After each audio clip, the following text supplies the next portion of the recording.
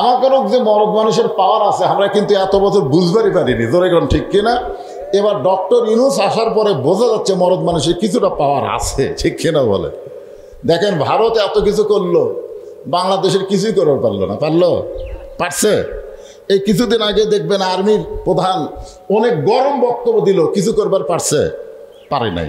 Donald Trump পর্যন্ত কিছু করবার পারতেছে না, কারণ বাংলাদেশের চেয়ারে একটা মরদ বসে আছে। যখন কে বসে আছে? হ্যাঁ, মরদ। বিপদত পড়লে তার দোয়া, তার নামে দোয়া পড়া লাগে। যখন কথা ঠিক কিনা? এর নামই হচ্ছে দোয়া ইউনূস। এরশাদ চাচা যাওয়ার পর থেকে এই মেয়ে মানুষের অত্যাচার, যখন কথা ঠিক কিনা? আমাদের খালেদা জিয়া, তারপরে শেখ হাসিনা। কিছুদিন আগে আমাদের স্বরাষ্ট্র উপদেষ্টা একটা কথা বলেছিলেন যে প্রকাশ্যে রমজান মাসে ধূমপান করা এটা একটা অন্যায়। এই কথা বলার সাথে সাথে কতগুলো মেয়ে মানুষ আবার রাস্তায় মিছিল করেছে, উপদেষ্টার পদত্যাগ চাই, ঠিক কিনা বলেন? এইরকম একটা বেহাল অবস্থার মধ্যে আমরা বসবাস করতেছি, যেখানে অন্যায়ের প্রতিবাদ সাধারণ মানুষ না, একটা উপদেষ্টা করার পরেও তার পদত্যাগ দাবি করে। এরকম একটা বেহাল অবস্থা আমাদের বাংলাদেশে। যখন কথা ঠিক হেলের দল করে, এরা কোরআন থেকে হেদায়েত পাবে না, এ কথা স্বয়ং কে বলেছে? আরো জোরে বলেন। এটা কোনো বক্তার কথা? এটা আল্লাহর কথা। তাহলে বাংলাদেশের কিছু কিছু লোক কেন বলতেছে যে ইসলামের সাথে রাজনীতি নাই, রাজনীতির সাথে ইসলাম নাই? এ কথা কেন বলতেছে? এ কথা বলার পিছনে কারণ হলো তারা মুত্তাকি না, তারা মুত্তাকির বাহিরে। যেরকম আবু জেহেল কোরআন শরীফ শুনেছে কিন্তু কোরআনকে গ্রহণ করেনি। আবু বকর রাদিয়াল্লাহু কোরআনকে শুনেছে এবং কোরআনকে গ্রহণ করেছে। এখন বলেন তো মুত্তাকি কে, আবু জেহেল না আবু বকর? তাহলে কোরআন হেদায়েত দেবে কার জন্য? আবু বকরের জন্য না আবু জেহেলের জন্য?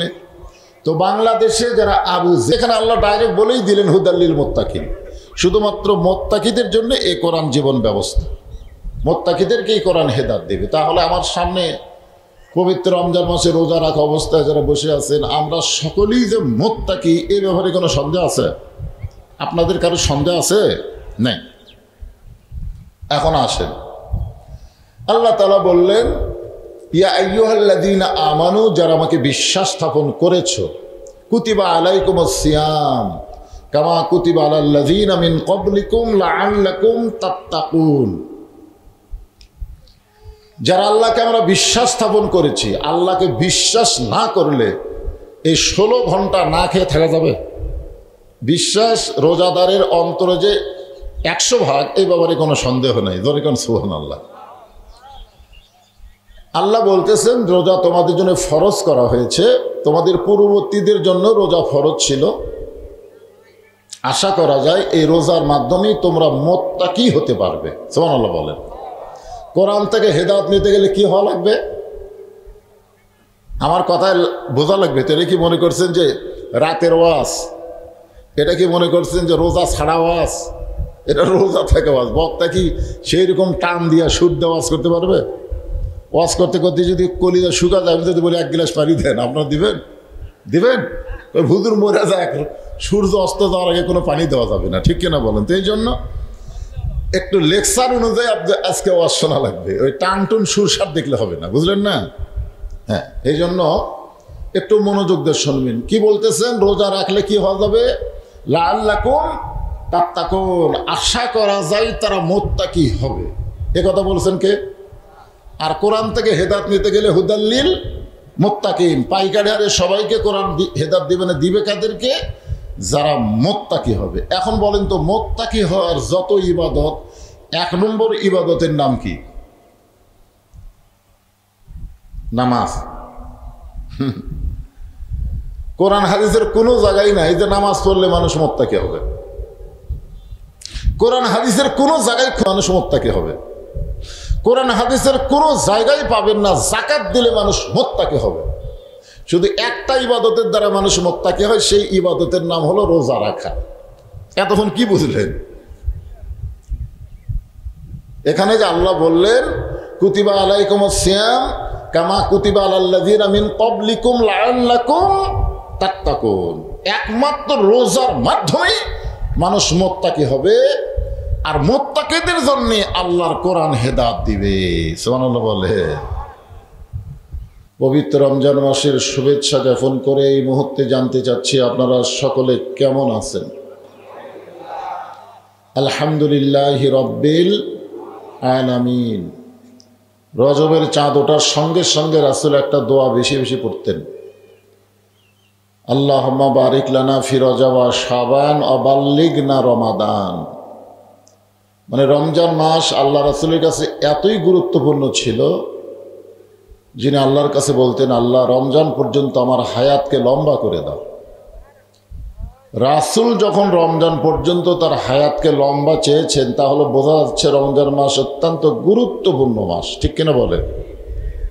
আর এই পবিত্র রমজান মাসে আল্লাহ আমাদেরকে কবুল করেছেন, আল্লাহর হুকুম পবিত্র রোজা পালন করার তৌফিক দান করেছেন, এবং আজকের এই দিনের বেলা কোরআনের মাহফিলে আমাদেরকে কবুল করেছেন। খুশি না বেজার? তাহলে জবান খুলে সমস্যারে সকলে বলবো, রব্বানা লাকাল হামদ হামদান কাসীরান তাইয়িবান মুবারাকান ফীহি। আমরা আল্লাহর প্রশংসা এই কারণে বেশি বেশি করব যে আল্লাহ আমাদেরকে গোটা বিশ্ববাসীর ভিতরে মুসলমান হিসাবে কবুল করেছেন। গোটা বিশ্বে বহু জাতের মানুষ বসবাস করে, বিশেষ করে আমরা সাধারণত জানি হিন্দু, বৌদ্ধ, খ্রিস্টান, ইহুদি, এভাবে কিছু জাতের নাম আমরা জানি, কিন্তু এছাড়া অন্য হাজার হাজার জাতি আছে। কিন্তু আল্লাহ তাআলা কোনো জাতিকেই পছন্দ করেন না, শুধুমাত্র একমাত্র যারা মুসলমান। আল্লাহ কোরআনে ডাইরেক্ট বলে দিয়েছেন, ওমা ইয়াবতাগি গায়রাল ইসলামা দীনান ফালান ইউকবালা মিনহু। ইসলাম ছাড়া অন্য কোনো জীবন ব্যবস্থা, ধর্ম কেউ যদি গ্রহণ করে, আল্লাহ বলেছেন সেইটা কখনোই কবুল করা হবে না। এই আয়াতের দ্বারা বুঝতে পারলাম আল্লাহর কাছে একমাত্র পছন্দনীয় জীবন ব্যবস্থার নাম হলো ইসলাম, আর সেই ইসলামের ভিতরে জন্ম নেওয়া আমরা হলাম মুসলমান। আল্লাহ আমাদেরকে পছন্দ করি তো মুসলমানের ঘরে কবুল করেছেন। খুশি না বেজার? সর্বসাকুল্যে জগৎ হলো তিনটা, খুব খেয়াল করবেন। একটা হলো যে জগতে আমরা ছিলাম কিন্তু আমাদের মনে নাই, বিশ্বাস আছে, এই জগতের নাম হলো রুহের জগৎ, যাকে বলা হয় আলমে আরওয়াহ। রুহের জগতে আমরা ছিলাম না? মনে আছে? মনে নাই কিন্তু বিশ্বাস, আলহামদুলিল্লাহ। বিশ্বাস থাকলেই যথেষ্ট, মনে থাকার কোনো গুরুত্ব নেই। আমরা যে মায়ের পেটে ছিলাম এটাকে আমাদের মনে আছে, কিন্তু ছিলাম তো। বিশ্বাস না? বিশ্বাস হয় না? হয়তো আমাদের অনেক কিছুই মনে থাকে না, কিন্তু তারপরেও বিশ্বাস করতে হবে। এই রুহের জগতে অসংখ্য রুহু, তার ভিতরে আল্লাহ তাআলা আমাদের রুহুকে অত্যন্ত ভালোবাসলেন, পছন্দ করলেন, যার কারণেই দুনিয়াতে মুসলমানের ঘরে আমাদেরকে কবুল করেছেন। তিনটা জগতের মধ্যে দুইটা জগতে আল্লাহ আমাদের পক্ষে। রুহের জগতে আল্লাহ যদি আমাদের পক্ষে না থাকতো, মুসলমানের ঘরে আমাদের কবুল করতেন না। আর দুনিয়ার জগতে আল্লাহ আমাদের পক্ষে বলেই ইসলামের মধ্যে আমাদেরকে কবুল করেছেন, ঠিক কিনা বলেন? আর একটা জগৎ আমাদের সামনে, যাকে আমরা বলি পরকালীন জগৎ, আমাদের সকলের সামনে আছে না নাই? পরকালীন জগৎ বিশ্বাস করি তো রোজা আছেন নাকি মনে করেন? এই যে সারাদিন এত কিছু খাওয়ার সামনে থাকার পরেও না খাওয়ার পিছনে কারণ একটাই, যে আল্লাহ তাআলা পরকালীন জগতে আমাদেরকে রায়হান নামক দরজা দিয়া স্পেশাল জান্নাতে আল্লাহ যেন মেহমান বানায়। জোরে করে আমিন। আল্লাহ রোজাদারের জন্য বহু কথা বলেছেন, তো তার ভিতরে একটা কথা হলো রায়হান নামক একটা দরজা, স্পেশাল দরজা, যে দরজায় স্বয়ং আল্লাহ তাআলা রোজাদারকে শুভেচ্ছা জানায়া জান্নাতে দেখা দিবেন। জোরে করে সুবহানাল্লাহ। এটা কিসের? পরকালের বিশ্বাসের উপরেই, ঠিক কিনা বলেন? হ্যাঁ। তো তাহলে জগৎ কয়টা একটু হিসাব করা লাগবে। তিনটা জগৎ। একটা জগৎ অতীত হয়ে গেছে, একটা জগৎ আমরা বর্তমানে আছি, আর একটা জগৎ আমাদের ভবিষ্যতে, ঠিক কিনা বলেন? আমরা কাল হিসাবেও জানি অতীতকাল, বর্তমানকাল, ভবিষ্যৎকাল। অনেক মানুষ অতীতকালের কথা মনে রাখে না, অতীতের কথা মনে রাখে না, ভবিষ্যতেও চিন্তা করে না। এরকম কিছু মানুষ আছে না নাই? হ্যাঁ। তো যাই হোক, অতীতের কথা মনে ঠিক মতো না থাকলেও ভবিষ্যতের চিন্তা আমাদের করা দরকার। ভবিষ্যতে আমাদের কি হবে একটা চিন্তা আছে, আপনাদের মাথার মধ্যে আছে? তো এই ভবিষ্যৎকে সামনে নিয়েই বর্তমান বাংলাদেশ এবং বর্তমান দুনিয়াকে প্রাধান্য দিয়ে রাসূল বলেছেন, আর দুনিয়াও মাজরাতুল আখিরাত, দুনিয়া হচ্ছে আখিরাতের আবাদযোগ্য একটা জায়গা। এখানে যে যেমন আবাদ করবে তার ফল, রেজাল্ট আল্লাহ তাকে তেমনই আখিরাতে দিবে। তো আমরা এই দুনিয়াতে যে আল্লাহর আবাদ করব কি দিয়ে? আবাদের তো নিয়ম আছে। এই যে আপনারা ধান লাগাচ্ছেন, একটা নিয়ম আছে না নাই? নিয়ম আছে। হ্যাঁ, দুনিয়াতে কি দিয়ে আবাদ করব, সে আবাদের উপাদান কি, বিষয় কি, সাবজেক্ট কি, সবগুলো আল্লাহ একটা কিতাবের মধ্যে দিয়েছেন। এই যে আমার সামনে যে কিতাব, এই কিতাবকে লক্ষ্য করে আল্লাহ বলেছেন, অনুনাজ্জিলু মিনাল কোরআনি মা হুয়া শিফাউ ওয়া রাহমাতুল লিল মুমিনিন। এখানে কিন্তু আলামিন বলেন নাই, আল্লাহ বলেছেন মুমিনিন, শুধুমাত্র মুমিনদের জন্য, পাইকারি হারে সকলের জন্য না, শুধুমাত্র মুমিনদের জন্য আল্লাহ তাআলা এই কোরআনকে নাজিল করেছেন রোগ মুক্তি এবং রহমত স্বরূপ। জোরে কোন সুবহানাল্লাহ। এরকম হওয়ার পেছনে কারণ হলো যে কোরআনের আমরা তাফসির শুনবো, এই কোরআনটাকে আমরা বাস্তবে গ্রহণ না করার কারণে এরকম হচ্ছে। আল্লাহ বললেন যে আমি কোরআনকে নাজিল করেছি মুমিনদের যাবতীয় রোগের রোগ মুক্তি, শেফা স্বরূপ এবং রহমত স্বরূপ, লিল মুমিনিন, মুমিনদের জন্য। আমরা একটা স্লোগান দেই যে সব সমস্যার সমাধান দিতে পারে আল কোরআন। এটা কি আপনাদের বিশ্বাস হয়? বিশ্বাস হয়? হ্যাঁ, বিশ্বাস হয়। অনেকের ধারণা কোরআন হলো গরিব মানুষের একটা কিতাব। অনেকে মনে করে কোরআন থেকে ফজিলত পাওয়া যায়, প্রতি অক্ষরে 10 টাকা করে নেকি, এছাড়া আবার কোরআনের কাম কি। যার কারণে বাংলাদেশে বড় বড় নেতাদের, বড় বড় দলের নেতারাও পর্যন্ত বলতেছে যে ইসলামের সাথে রাজনীতির কোনো সম্পর্ক নাই, রাজনীতির মধ্যে ইসলাম নেই। এই যে একটা ভুয়া কথা বলে। আসলে বর্তমান বাংলাদেশে যে রাজনীতি চলতেছে, এই রাজনীতির মধ্যে ইসলাম নাই, কিন্তু প্রকৃত রাজনীতি হলো ইসলাম নিয়ে। জোরে কোন কথা ঠিক কিনা? কারণ আমি পবিত্র রমজান মাসে রোজাকে সামনে নিয়ে কথাবার্তা বলবো, কিন্তু আল্লাহ বলেছেন যে রমজান মাসেই আমি কোরআনকে নাজিল করেছি। বলেন সুবহানাল্লাহ। একটা রাতে আল্লাহ কোরআন নাজিল করছে, রমজান মাসেই সে রাত, নাকি কোন? ইন্না আনজালনাহু ফি লাইলাতুল কদর। এই কদর রাত, যে রাত্রে কোরআন নাজিল হওয়ার কারণে রাতের দাম কত হয়েছে? আলফে শাহর, 1000 মাসের চাইতেও বেশি। হিসাব করলে দেখা যায় 83 বছর 4 মাস। আপনার বলেন তো রমজান মাসের দাম কি জন্য হয়েছে? কোরআন নাজিলের কারণে। আর ওই রাতের দাম কি জন্য হয়েছে? কোরআন ওই রাতে আল্লাহ নাজিল করার কারণে। তাহলে কোরআন নাজিল করার কারণে যদি মাসের দাম হয়, রাতের দাম হয়, যাদের উপর আল্লাহ কোরআন নাজিল করলো তাদের দাম কি কম না বেশি? আসলে কোরআন নাজিল করছে কার জন্যে? এই যে এতক্ষণ যেটা বলতেছি, মুমিনদের জন্যে। কোরআনের প্রথমে আল্লাহ বলেছেন জালিকাল কিতাবু লা রাইবা ফীহি হুদাল লিল মুত্তাকিন।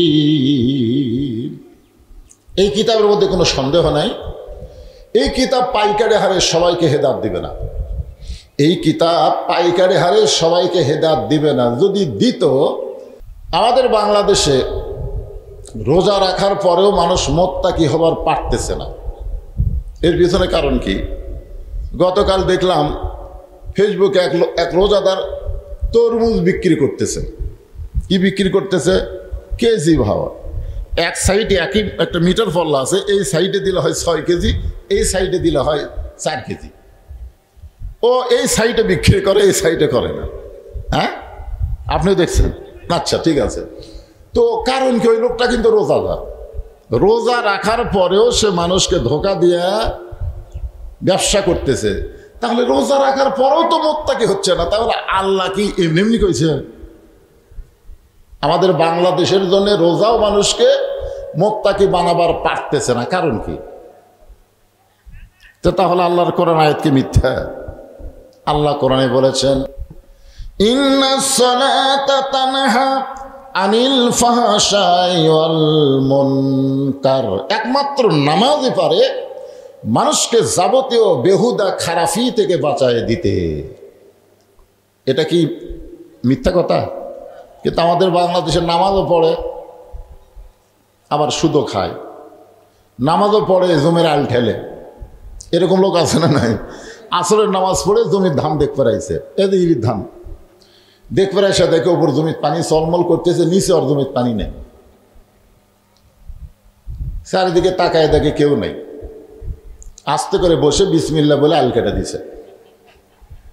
আল কাটাতে ওই পানি দিয়ে হাত ধোছে, ধুয়ে আবার উঠে চারিদিকে তাকায় বলে আলহামদুলিল্লাহ, কেউ দেখেনি। লোকটা কিন্তু আসরের নামাজ পড়ছে, তারপরে এসে কোন দিকে দেখতেছে, উপর দিকে না চারিদিকে?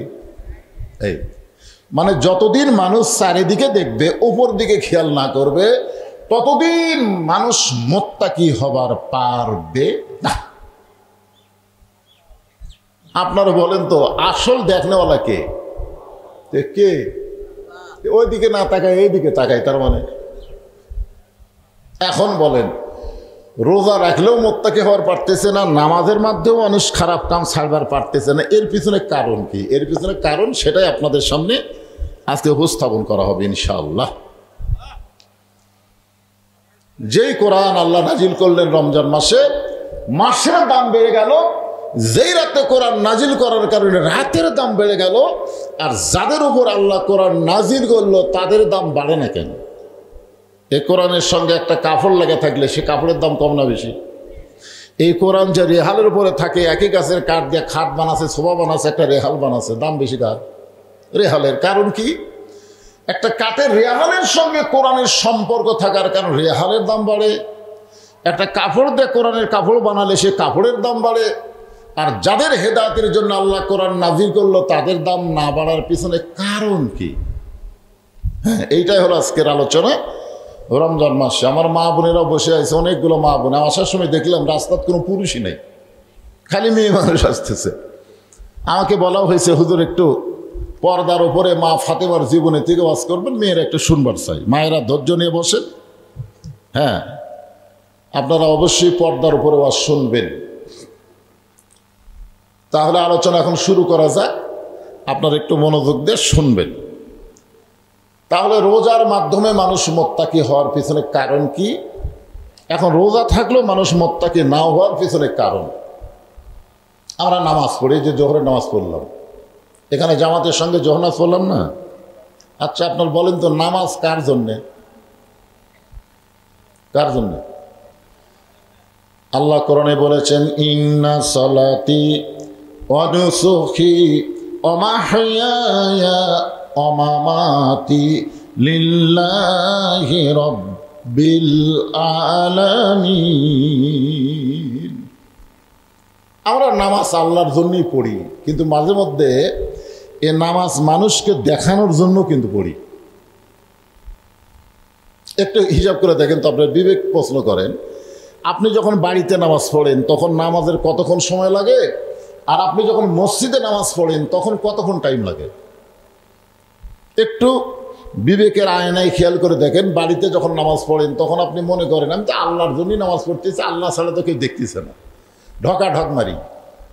কিন্তু যখন মসজিদে নামাজ পড়ি তখন আমার মন কি বলে, আল্লাহর জন্য তো নামাজ পড়তেছিস, আশেপাশে যাদের সুন্নত হয়ে গেছে তারা কিন্তু তোর দিকে তাকে আছে, যেমন তেমন রুকু সিজদা করলে চলবে না। মনের মধ্যে রিয়া আসার কারণে আল্লাহ বলেছেন, ফাওয়াইলুল লিল মুসাল্লিনাল্লাযীনা হুম আন সালাতিহিম সাহুন আল্লাযীনা হুম ইরাউন ওয়া ইয়ামনাউনাল মাউন। আপনাদের মসজিদে প্রথম তারাবিতে যে মুসল্লি হয়েছে আপনাদের এই গ্রামের মসজিদে, এখন কি সেই মুসল্লি আছে না কমা যাচ্ছে? কি আছে? কমে যাচ্ছে। কি জন্য কন্ত? যারা শুধুমাত্র মানুষকে দেখানোর জন্য নামাজ ধরছিল তাদের নামাজ আস্তে আস্তে থাকবে না। আর যারা আল্লাহর জন্য নামাজ পড়বে এরা মৃত্যুর আগ পর্যন্ত জীবন থাকা অবস্থায় এক ওয়াক্ত নামাজ ছাড়বে না। ধরে কোন কথা ঠিক কিনা? ছাড়বে? হ্যাঁ, আমি ফাতেমার জীবন কাহিনী বলবো। কি কারণে? তারা যদি ঘরের মানুষ ঘরে থাকে, পর্দার ভিতরে থাকে, তাহলে ওই বাড়িতে আল্লাহ কতটুকু রহমত বরকত দেয়, আর যে রহমত বরকতে পুরুষ মানুষের জীবন চলা কত সহজ হয়, এর উপর ইনশাল্লাহ কথা বলবো। তাই যেটা ধরছি এর আগে শোনা লাগবে। হ্যাঁ, তাহলে কি বলতেছি? নামাজ আল্লাহর জন্যও পড়ি, মানুষকে দেখানোর জন্য কিন্তু আমরা মাঝে মাঝে নামাজ পড়ি না ভাইজান? আপনি নিজের বিবেককে বলেন। হ্যাঁ, অনেক মানুষ নামাজ পড়ে না, অনেক মানুষ নামাজ পড়ে না। এখন জানাজার নামাজের ঘোষণা করছে, জোহরের নামাজের পরে জানাজা হবে। তা আমার এলাকার কিছু ছেলে পেলে বাইরে ঘোরাফেরা করতেছে। আমি বললাম, কে রে, বাইরে ঘুরতেছিস কেন? তো করছে জোহরের পরে তো জানাজা হবে, তো জোহরের নামাজ। তো কয় না, আমরা তো জোহর পড়ার নিয়তে বাড়াইনি হুজুর, আমরা জানাজা পড়ার নিয়তে বাড়াচ্ছি। তা আমি বললাম, পাগল, জোহরের পরে জানাজা যখনই ঘোষণা করেছে তখন আগে জোহর পড়া লাগবে। জোহর হলো ফরজে আইন, আর জানাজা হলো ফরজে কিফায়া। ফরজে কিফায়া যদি গ্রামের 10 জন মানুষ আদায় করে লোকটাকে দাফন করে, সবার উপরে আল্লাহ আদায় করে নিবে। কিন্তু ফরজে আইন তো 10 জন 20 জন পড়লে হবে না। মুসলমান যারা দাবি করে তাদের সকলকেই জামাতের সঙ্গে নামাজ আদায় করা লাগবে। জোরে কোন কথা ঠিক কি না? কারণ আমি তো হাদিস বললাম, রোজা না রাখলে মানুষ বেঈমান হবে, হজ না করলে মানুষ বেঈমান হবে, জাকাত না দিলে মানুষ কাফের হবে। কোথাও নেই। আপনি যদি জাকাত না দেন আপনাকে কাফের বলা যাবে না, হজ না করলে আপনাকে কাফের বলা যাবে না, রোজা না রাখলে আপনাকে কাফের বলার কোনো সুযোগ নেই। কিন্তু আপনি যদি নামাজ আদায় না করেন আপনাকে ডাইরেক্ট কাফের বলার সুযোগ আছে। প্রথম একটা হাদিস শোনেন, লা সালাতা লা ঈমানা, যার নামাজ নাই তার ঈমানই নেই। লা সালাতা লা দীনা, যার নামাজ নাই তার ধর্মই নেই। বাইনাল আবদি ওয়াল কুফরি তরকুস সালাত, বান্দার কাফের মধ্যে পৃথক করার জিনিসটার নামই হলো নামাজ। যারা নামাজ পড়ে তারা হলো বান্দা, আর যারা নামাজ পড়ে না তারা হলো কাফের। এখন বলেন, ইচ্ছা করে জোহরের নামাজ বাদ দিয়ে যারা জানাজায় শামিল হলো, এরা কি মুসলমান না কাফের? আর মুসলমানের কোনো জানাজায় কাফের যদি শামিল হয় তাহলে মুর্দার জন্য আযাব হবে না সওয়াব হবে? হ্যাঁ, এই জন্য আমি বললাম, বাবা খালি জানাজা পড়লে হবে না, জোহর পড়া লাগবে। তখন পিছন থেকে 2 জন বলতেছে, হুজুর যখন বলতেছে যাই, হুজুর যখন বলতেছে, আমি হুজুর বলার আগে কে বলছে? কথা বলেন, কে বলছে? কিন্তু ওরা বলতেছে হুজুর যখন বলতেছে যদি না পড়ি তাহলে ওয়াজের মধ্যে আবার কবে যাই। আপনার বলেন তো এরা কি আল্লাহর জন্য নামাজ পড়ছে? তাহলে নামাজ মানুষ আল্লাহর জন্য পড়ে, আবার নামাজ মানুষ মানুষকে দেখানোর জন্য পড়ে। হজ মানুষ আল্লাহর জন্য করে, আবার মানুষকে দেখানোর জন্য হজ করে। আছে না নাই? হজ কার জন্যে? আল্লাহর জন্যে। আল্লাহ সামর্থ্যবানের উপরে হজ ফরজ করেছে, সামর্থ্যবানেরা আল্লাহর জন্য হজ করবে। কিন্তু মানুষকে দেখানোর জন্য যে হজ করে, যারা হাজি সাহেব, খালি নামের আগে একটা আমার আলহাজ লেখা বাদ দেন। আমার এলাকায় একজন হাজি সাহেবের নামের আগে আলহাজ না লেখে আমার মাদ্রাসার একটা চিঠি দিছে, ওই চিঠি পায় হাজি সাহেব ছিনিছে। তো বলতেছে, আপনি চিঠি না পড়ে ছিনলেন কেন? বলে, আমার নামের আগে আলহাজ কোথায়? আমি এত লক্ষ টাকা খরচ করে হজ করছি, আর মিয়া খালি মোহাম্মদ দিয়ে আমার নাম লিখছে, আলহাজ কোথায়? এখন বলেন তো, ওই লোকটা কার জন্য হজ করছে? আল্লাহর জন্য করছে না মানুষকে দেখানোর জন্য করছে?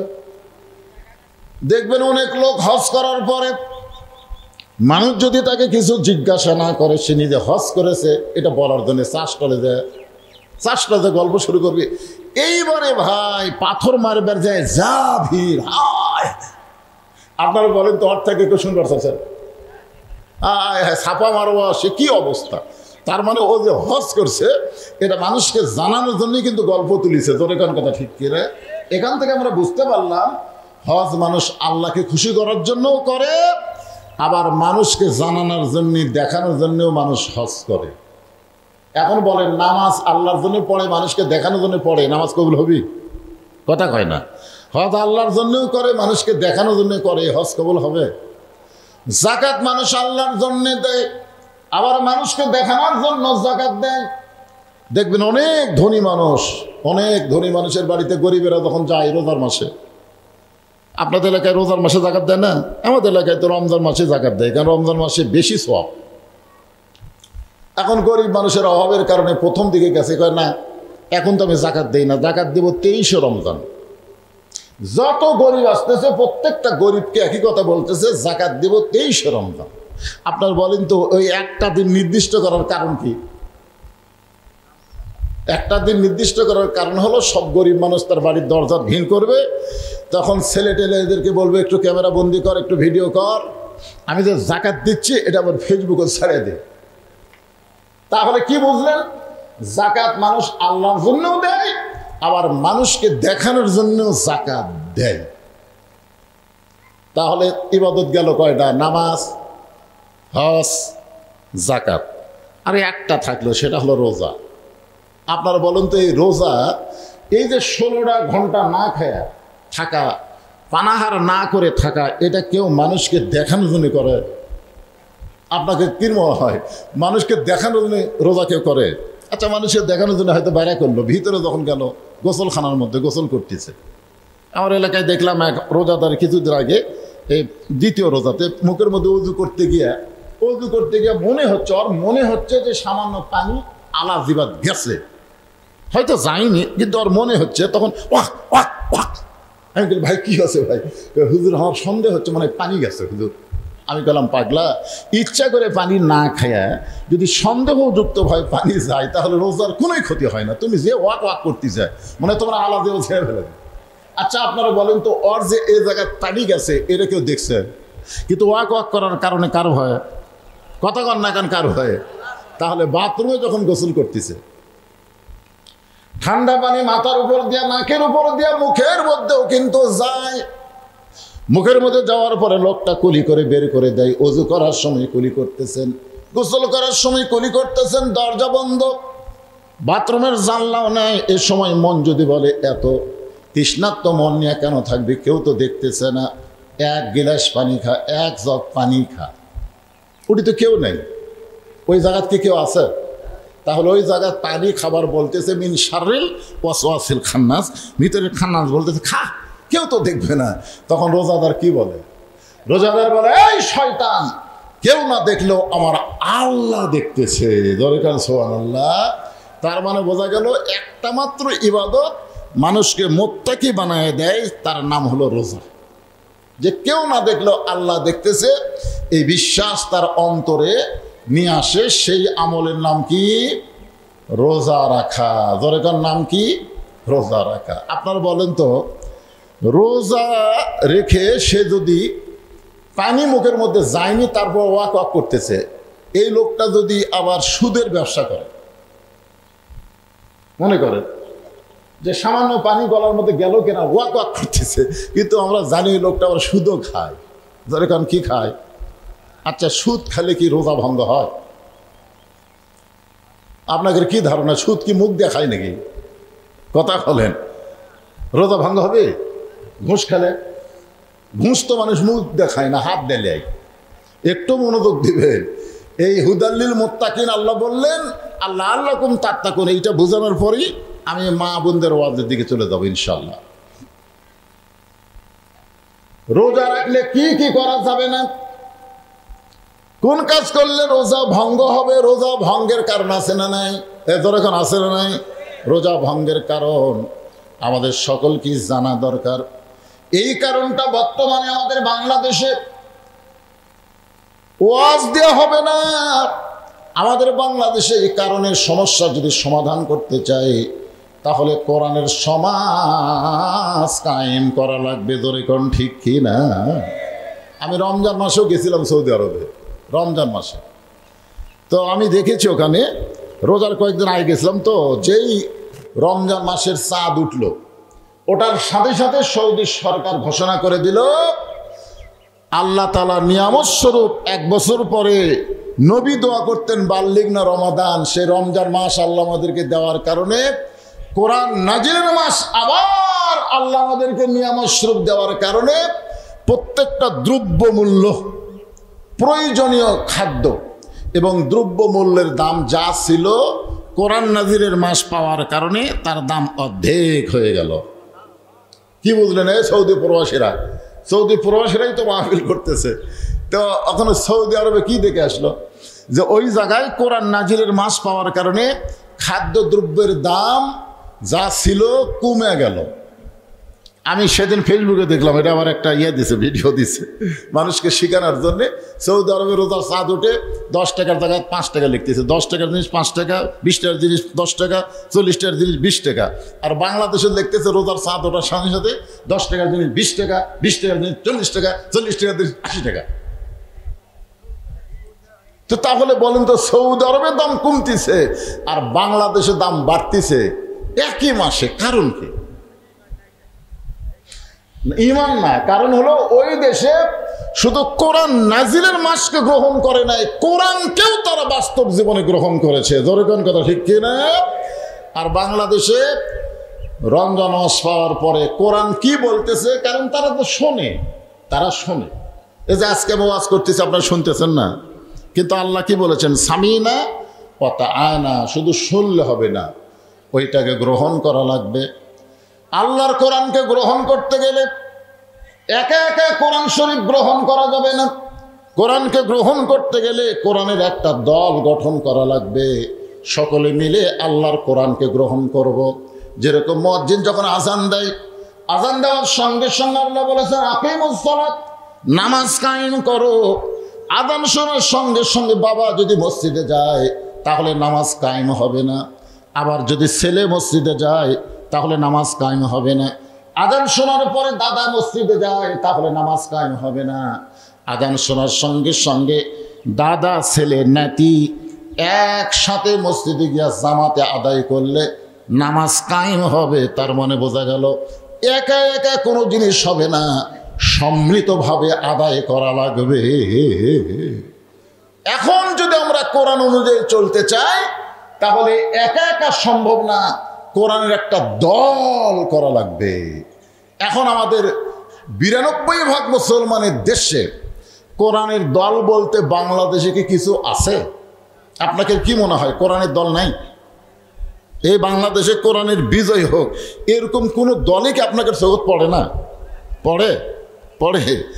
এই যে দেখেন, এই কোরআন যদি আপনি বাংলার জমিনে বিজয় হোক, বাংলার জমিনে কোরআন অনুযায়ী আমরা চলি, যেই কোরআন নাজিল হওয়ার কারণে রোজার মাসের দাম বাড়লো, যেই রাতে কোরআন নাজিল হওয়ার কারণে 1000 মাসের চাইতেও রাতের দাম বেড়ে গেল, সেই কোরআন আমাদের বাংলাদেশে খেলে ওয়াজ শুনবো না, বাস্তব জীবনে কোরআনকে গ্রহণ করব।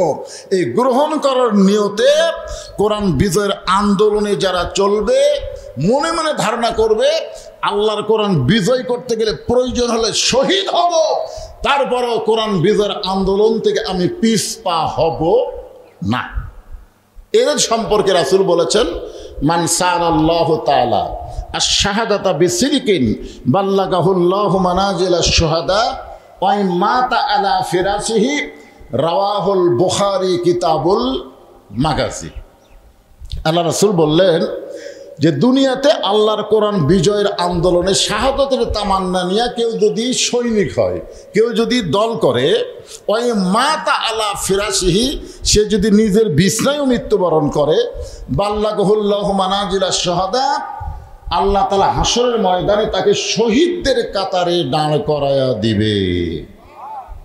আপনারা বলেন তো, দুনিয়াতে যত মৃত্যু হচ্ছে, কোন মৃত্যুর কোনো কষ্টই হয় না?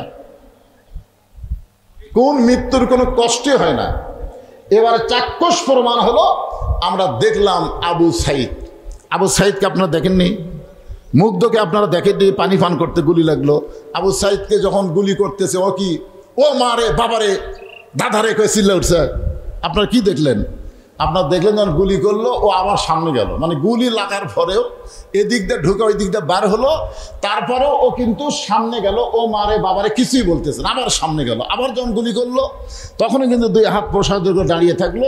তৃতীয়বার গুলি করার পরে দুই বন্ধু এসে যখন ধরলো তখন আস্তে করে পড়লো। তার মুখে কোনো ও বাবারে, মারে, বাঁচারে এরকম কোনোই শব্দ নেই। তার মানে কি বুঝলেন?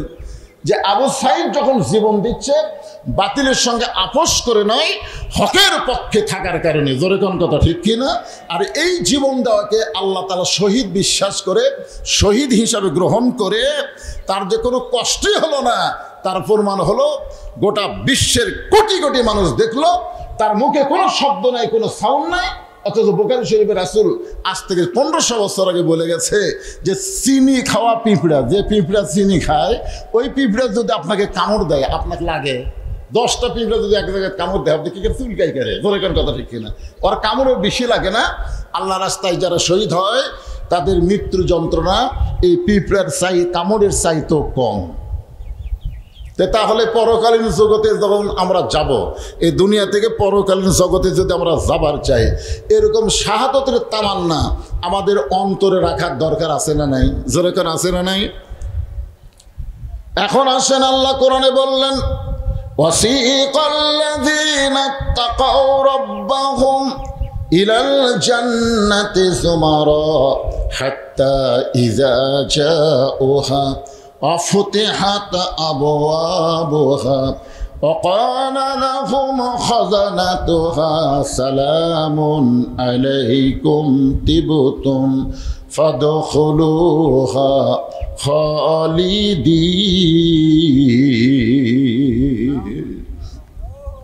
রোজা থেকে আল্লাহু আকবার বলতে কি দুর্বল লাগতেছে আপনাদের? কোরআন যে আয়াতে কারিমা তেলাওয়াত করলাম, আয়াতের তো অর্থ খালি একটু জানা থাকলে আল্লাহু আকবার কয়ে খাড়া হতেন। এই আয়াতের উপরে এখন আলোচনা হবে। এই রোজাদার, আপনার যে কষ্টকে রোজা আছেন, আপনাদের পুরস্কার কি, কিভাবে আল্লাহ পুরস্কার দিবেন, আর আপনার পুরস্কার পায়ে কেমন খুশি হবেন। পেশাও দরজাতে আল্লাহ আপনাদের জান্নাত দিবেন। আসলে যে জান্নাতেই না আল্লাহ প্রয়োজন, এর উপরে একটা কথা আছে এই আয়াতের মধ্যে। আল্লাহ তাআলা রোজাদার বান্দা বান্দীদেরকে হাসরের ময়দানে জান্নাতের দিকে ধাক্কায় ধাক্কায় নিয়ে যাবে। সুবহানাল্লাহ কোন? আচ্ছা, ধাক্কানোর কথা শুনে সুবহানাল্লাহ বলেন। আপনারা বলেন তো, টাইমে লিয়ে যাওয়া, ধাক্কায় লিয়ে যাওয়া, এই দুটো এক। মনে করেন জামাই শ্বশুরের বাড়ি যায় না, শ্বশুরের বাড়ির পাশে একটা বাজারে জামাই আছে। এখন শ্বশুর যা হাত ধরছে, যাওয়াই লাগবে। তোমার শাশুড়ি কোন দিন থেকে আশা করে আছে জামাইকে একসঙ্গে ভালো খাওয়াবে, তুমি যাও না, যাওয়াই লাগবে। এই বলে জামাইয়ের হাত ধরে শ্বশুর টানে নিয়ে যাচ্ছে। আপনারা বলেন তো, এর মধ্যে আলাদা একটা মহব্বত আছে না নাই? আর চোর ধরা পড়ছে, ধরা পড়ে না, হঠাৎ ধরা পড়ছে, ওই কি থানার যাওয়ার চাচ্ছে, আর ধাক্কা ধাক্কায় নিয়ে যাচ্ছে। দুটো কি সমান? কিন্তু এখানে আল্লাহ বলতেছেন, ওয়াসিকাল্লাযীনা তাকাউ রাব্বাহুম ইলাল জান্নাতি যুমারা। রোজাদার বান্দা বান্দীদেরকে আল্লাহর ফেরেশতারা ধাক্কায়া ধাক্কায়া জান্নাতের দিকে নিয়ে যাচ্ছে। আসলে আমারও তো মাথা খেলে না। পরে আয়াতের তাফসিরে দেখলাম যে প্রত্যেকটা রোজাদার বান্দা বান্দির জন্য জান্নাতের মূল দরজা থেকে ৭০,০০০ দরজা নির্মাণ করা হবে তাদেরকে অভ্যর্থনা, সম্বর্ধনা দেওয়ার জন্য। জোরে কান সুবহানাল্লাহ। মনে করেন প্রধানমন্ত্রী যদি আমাদের বগুড়াত আসে, তাহলে সিরাজগঞ্জ থেকে কিন্তু যমুনার পার থেকে কিন্তু গেট সাজান থাকে না, বগুড়া আসতে প্রধানমন্ত্রী। তাহলে এতগুলা দরজা কি জন্যে? তাকে সম্বর্ধনা দেওয়ার জন্যে। তো রোজাদার বান্দাবান্দিকে আল্লাহ এতই পছন্দ করবে, যাদেরকে জান্নাতের মূল দরজায় নেওয়ার আগে ৭০,০০০ দরজা আল্লাহ তাআলা নির্মাণ করবে। প্রত্যেকটা দরজা যাই রোজাদার মনে করবে এটাই জান্নাত। মানে দরজা এত সুন্দর, বুঝলেন, চাকচিক্যময় দেখে ঠাস করে বসে পড়বি। ফেরেশতার বলবে, বসলেন কেন? বলে, জান্নাত পাশে মিয়া। তখন ফেরেশতাকে, আল্লাহ জান্নাত তো বহু দূরে, এরকম ৭০টা দরজা পাড়ি দেওয়ালা, তারপরে জান্নাত এই যে হারে বসা শুরু করলো। তো প্রত্যেকটা দরজার জন্য এরকম বসবার চাই, তাহলে আমাকে তো কামই সারা। তা আল্লাহ বলে ফেরেশতা যখনই বসবার চাবি তখনই মারবা ধাক্কা, মানে বসার টাইম যেন না পাই, ওই বসার টাইমে ধাক্কা দিবা আর এক দরজা, আবার বসে আর ধাক্কা, এই ধাক্কায় 70 দরজা পাড়ি দিয়ে যখন জান্নাতের মূল দরজায় যখন রোজাদাররা আসবে, অফতিহাত আবওয়াবুহা وقال لهم خزنتها سلام عليكم طبتم فادخلوها খালিদিন। আল্লাহু আকবার। একটা না অফতিহাত আবওয়াবুহা মানে জান্নাতের সব দরজা, 8টা দরজা আল্লাহ খুলে দিয়ে বলবে সালামুন আলাইকুম তিবতুম ফাদখুলুহা খালিদিন।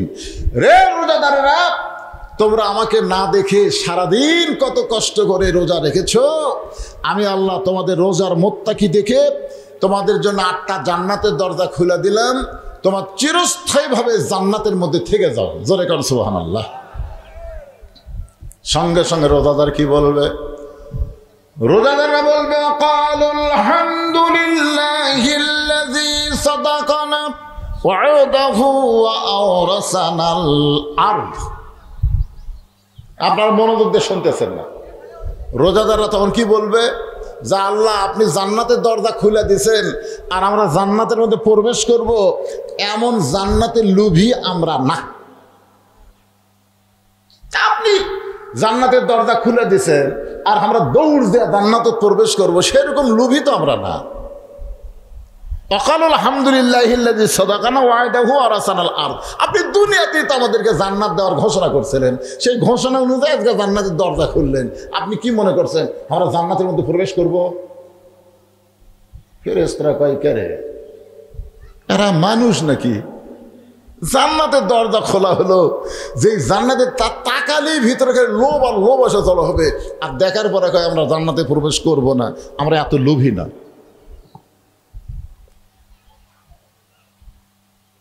সঙ্গে সঙ্গে আল্লাহ বলবে রোজাদার, তাহলে তোমরা কি চাও?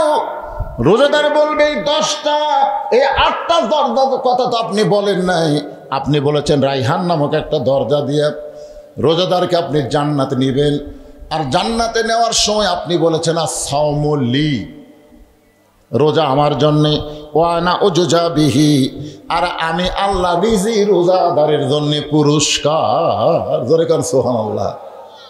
আস-সাওমু লি ওয়ানা উজজা বিহি, রোজা আমি আল্লাহর জন্যে। অন্য জায়গায় বলেছে ওয়ানা আজিজি বিহি, রোজাদারকে আল্লাহ তাআলা নিজের হাতে পুরস্কার দিবে। নামাজের পুরস্কার আল্লাহ ফেরেশতার মাধ্যমে দিবে, যাকাতের পুরস্কার আল্লাহ বান্দাকে ফেরেশতার মাধ্যমে দিবে, হজের পুরস্কার আল্লাহ ফেরেশতার মাধ্যমে দিবে, আর রোজার পুরস্কার আল্লাহ নিজে হাতে রোজাদারকে দিবে। জোরে কর সুবহানাল্লাহ। এই নিজের হাতে পুরস্কার হলো রায়হান নামক দরজা, আর পুরস্কার হচ্ছে ওয়ানা উজজাবি, স্বয়ং আল্লাহ। রোজাদার বলবে যে আপনাকে না দেখে আমরা রোজা রাখছি।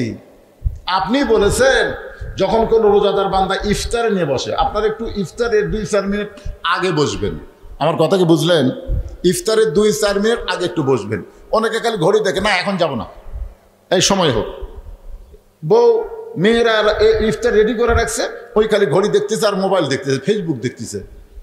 মা গান টান শুনতেছে, এখনো সময় হয়নি, 3 মিনিট পরে যাচ্ছি। না, এটা করবেন না, আপনারা ইফতার সামনে নিয়ে বসবেন, ইফতার সামনে নিয়ে বসবেন আর খালি বারবার ঘড়ি দেখবেন। বারবার ঘড়ি মসজিদে দেখা চলবি না, কিন্তু ইফতারের সময় বারবার ঘড়ি দেখলেই সব। সুবহানাল্লাহ। বারবার ঘড়ি দেখবেন, মানে সময় যেটা থাকে ক্যালেন্ডার দেখবেন। আপনি পানি নেবেন, খুরমা খেজুর হাতত নেবেন, আবার রাখবেন, আবার পানি নেবেন, আবার রাখবেন, একবার ইফতার নিয়ে এসে সাজাবেন, সব সুন্দর করে নিজের প্লেটে সাজাবেন, আর একজনের প্লেট সাজা দিবেন। এরা বারবার লাড়াছাড়া করবেন, ধন্দা মেরা যান, বসে থাকেন না। আমার কথা কি বুঝলেন? লাড়াছাড়া করবেন। ফেরেশতারা বলবে আল্লাহ তোমার বান্দারা এই যে কলিজা ভরা তৃষ্ণা নিয়ে শরবতের গিলাস মুখের সামনে, পেটের মধ্যে ক্ষুধার আগুন দাউ দাউ করে জ্বলতেছে, প্লেট ভরা খাবার সামনে, লাড়ে ছাড়ে খায় না।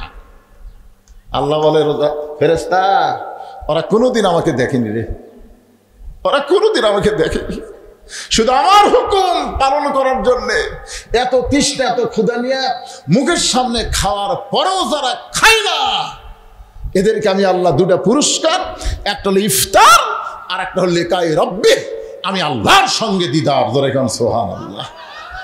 আপনারা বলেন তো, রোজারদার ইফতার করে আমাদের বাংলাদেশে কিছুদিন পর থেকে, এরা মানে 15 রোজার পর থেকে শুরু হবে আওয়ামী লীগের ইফতার পার্টি, বিএনপির ইফতারের পার্টি, জাতীয় পার্টির ইফতার পার্টি, জামাতের ইফতার মাহফিল।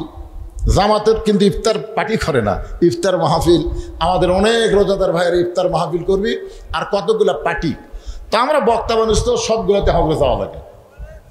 এক পার্টিতে গেছি, পার্টিতে যাওয়ার পরে বলতেছে হুজুর, এক ছেলে বলতেছে ভালো করে দোয়া করবেন, হাজার হাজার টাকা খরচ করছে, হাজার হাজার টাকা খরচ করছে হুজুর, এত আইটেমের ইফতার পার্টি, ভালো করে দোয়া করবেন। আমি চিন্তা করলাম, দোয়া যদি চাইতেই হবে চাওয়া দরকার, হুজুর এত কষ্ট করে রোজা রাখলাম, দোয়া করবেন আল্লাহ যেন রোজা কবুল করে, এটা কিন্তু ঠিক আছে। কিন্তু যখন বলতে হাজার হাজার টাকা খরচ করছি হুজুর, ভালো করে দোয়া করবেন, এই রোজার কথা বাদ দেয় খরচের কথা কয়, তখন তোমার সন্দেহ হলো। আমি বললাম ভাই তুমি আমার কাছে আসতো, যে কাছে আসছে আমি কানে কানে বললাম তুমি মনে হয় রোজা নাই। হুজুর আমি রোজা নাই, এটা কেমনি বুঝলেন? আমি বললাম তোমার সোপা দেখলে বোঝা যায়, তোমার সোপার যে সাইজ, একটা রোজাদারের চেহারা ইফতারের সময় আলাদা একটা নূর, আলাদা একটা সৌন্দর্য তার চেহারার মধ্যে থাকে। জোরে কোন কথা ঠিক কিনা? আর তুমি কোন আক্কেলে বললে হাজার হাজার টাকা খরচ করছি, টাকা খরচের দোয়া না রোজা রাখলে কষ্ট করে তার জন্য দোয়া, আল্লাহ যেন রোজা কবুল করে। তো কয় হুজুর আমরা তো রোজা রাখি না, তো ইফতার পার্টি করি হুজুর, রোজা রাখি না। আল্লাহর সাথে ঠাট্টাগিরি করো, এলা মস্কার আল্লাহ পছন্দ করে না। ধরে কারণ ঠিক কিনা? আমিও দোয়া করলাম। আমি হাসিনা সরকার যখন ছিল ইফতার পার্টি যাইতাম, আগে দেখতাম কে ডাকতিছে, আমার কে ডাকলো, দোয়া তো করাই লাগবে। আমি সব জায়গায় বাংলা দোয়া করিনি। আচ্ছা বেরোজাদার দোয়া চাচ্ছে, আমি কি ওটি বাংলা দোয়া করে ধরা খামো? আমি আরবিতে যত গড় দোয়া আছে আমি গড় দোয়া করতেছি, ওরা না বুঝা খালি আমিন আমিন করতেছে। আমি মনে মনে কইলাম আলেমদের বিরুদ্ধে লাগিস না রে, আলেম তখন বাংলা পারবি না, তখন আরবিত মারি দিবি। তোর এখন কথা ঠিক কিনা? তো আল্লাহ চাহিতো এই বিপদ থেকে আল্লাহ আমাদের হেফাজত করছে। আগামীতে রোজা না রেখে কোনো ইফতার পার্টি দিবেন না। ইফতার হতে আল্লাহর অত্যন্ত পছন্দ। আল্লাহ বান্দাকে বান্দিকে জান্নাতের একটা নিয়ামত ইফতারের সময় দেয় রোজাদার দ্বারা। জোরে কোন কথা ঠিক কিনা? আর একটা হলো লিকাই রব্বি, আল্লাহর সঙ্গে দিদার। আল্লাহ তাআলা আমাদের সকলকে কবুল করুক। ভাইজান আমি যখন উঠছি তখন 2টা বাজে, আর এখন বাজতেছে 3টা 35।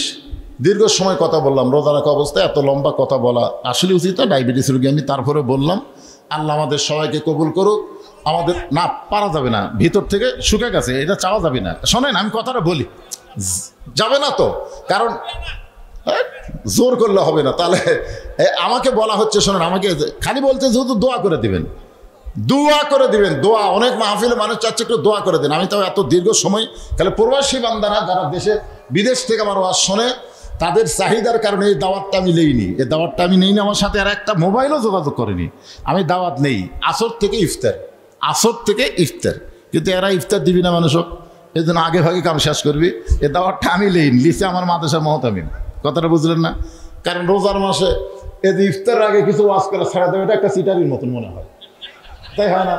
যে ভাই এই এতগুলো রোজাদার আসলো, তাদের সামনে আমি কিছু না দিয়ে বললে 2টা করে খুরমা খেজুর একটু সামান্য ইফতারি দিলে, ইফতারি কিন্তু আলাদা একটা বিশাল সওয়াব আছে। ধরে কোন কথা ঠিক কিনা? কারণ টাকার দিকে দেখলে হবে না, তো বিশাল একটা সওয়াব আছে। তো যাই হোক, এইরকম রোজা অবস্থায় বক্তাকে চিল্লানো কঠিন, কথা বলাও কঠিন। অন্য সময় হলে এতক্ষণ আমি বলতাম 2 গ্লাস পানি দাও, একটু পানি খাই, আবার 8.5 ঘন্টা বাড়াই দিলাম। কি বক্তারা কি জন্য 8 ঘন্টা বাড়ায়, 10 মিনিট বাড়ায়, তখন তার বললে কোনো সমস্যা না। আমার এখনও ইফতার হতে আরও 2 ঘন্টা বাকি আছে। চিন্তা করছেন এই 2 ঘন্টা আমাকে ধৈর্য নিয়ে থাকতে হবে। আপনার দোয়া করেন, অসুস্থ মানুষ যে ডায়াবেটিস রোগী ভিতরে শুকে যায়, যাটুকু বললাম এখন দোয়া হবে। আস্তাগফিরুল্লাহ, সকলে পড়ে আস্তাগফিরুল্লাহ, আস্তাগফিরুল্লাহ রব্বি মিন কুল্লি জামবি ওয়া তুবু ইলাইহি লা হাওলা ওয়ালা কুওয়াতা ইল্লা বিল্লাহিল আলিয়্যিল আযীম। আল্লাহুম্মা আমিন।